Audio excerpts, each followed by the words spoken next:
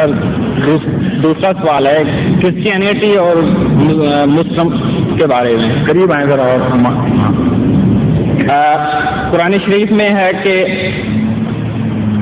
حضرت ابراہیم علیہ السلام نے حضرت اسماعیل علیہ السلام کی قربانی اللہ تعالیٰ کے آگے پیش کی اس کی منشا کے ساتھ، جبکہ کرسچینٹی کے لوگ جو ہیں بائبل میں بھی میں نے پڑھا ہے وہاں پہ حضرت اسحاق علیہ السلام کا نام لکھا ہے.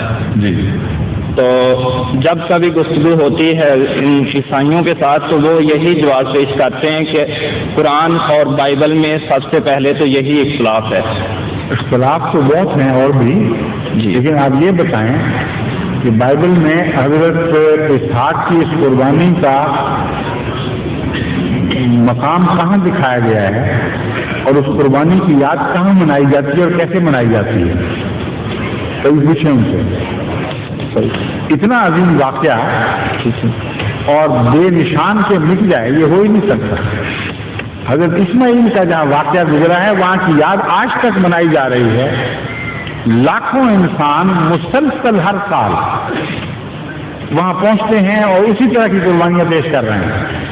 یہ زندہ جاری اور ساری شہادت اتنی قوی ہے کہ روایتوں کے فرق کی گواہی اس کے مقابلے پر کچھ بھی حیثیت نہیں رکھتی.